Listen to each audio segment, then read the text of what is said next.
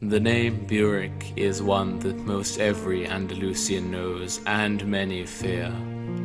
The fanatical leader of the Dark Oak tribe, few see Burek as anything but a secluded religious nut. But this was not always so. In days past, all 12 tribes of Andalusia lived in peace and harmony, each tribe with its own leader, but each respecting the authority of the first king of Cyrenaica, Theologian.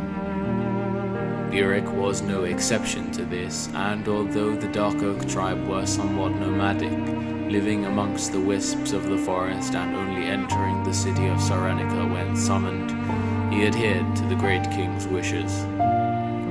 Of course, this peace did not last following the abdication of King Theologian, but you already know that. What you might not know is that Burek had always revered Iridan. He was in awe of Iridan's knowledge of the wisps, and had always sought acceptance by the royal mages of Cyrenaica. Indeed, Burek's fascination with magic would be his downfall at the hands of Gorgoth and his brother. On the day that Gorgoth stormed from court, infuriated by the decision to crown Sunstrider the next king of Cyrenaica, Iridan visited Burek in private, knowing that Burek would do whatever it took to gain the favor of Gorgoth and himself. Iridan made his way to Dark Oak in the dead of night to warn him of an impending war.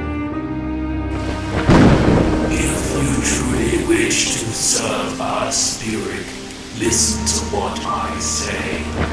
A war is coming. A war between us and the usurper Sunstrider. You can aid us in this war, Burek, by fighting off the armies of the usurper.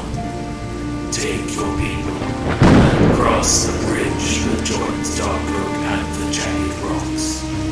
Take the fight to the tribe that resides there, and wipe them from Andalusia. Do this for me, Burek, and you shall be rewarded when my brother reclaims what is rightfully his. His mind clouded by the prospect of being accepted into the royal mages, Burek did as he was bid by Iridan, and as soon as news reached him of a great portal being summoned in the center of Maltai, he summoned his tribe and marched on the Jagged Rocks and laid siege to the tribe that resided there.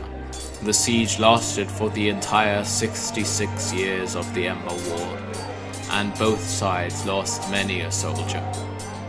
Of course, not all of Dark Oak was willing to go to war on the side of Gorgoth. However, any who openly opposed Burek was sacrificed to the Demon Lord, who Burek worshipped like a god, immortal and undefeatable. In the year 399 AMI, news reached Burek that Gorgoth had been defeated at Maltai. Burek refused to believe this news and flew into a rage, saying the messenger who had brought him this news. Knowing that the armies of Cyrenaica could now come to aid their allies in the Jagged Rocks, Burek fled back to Dark Oak Forest, alongside half of his remaining tribesmen. The rest of the tribe abandoned him and instead joined with the people of the Jagged Rocks. Despite the outcome of the Battle of Maltai, Burek continued to worship Gorgoth and Akatan as he had before, in part out of fear of what the Wraith Lord Akatan would do to him if he suspected Burek of abandoning their cause. In a self-imposed exile, he retreated into the farthest depths of Dark Oak, sealing the gate that separated Varenglade from the rest of the forest, and began construction of a great temple to the Demon Lord with the rest of his followers. Thus began the formation of the demonic cult, which Burek headed, and so earned his nickname of Burek the Fanatic. And before long, Burek was refusing contact with those whom he had not appointed as priests.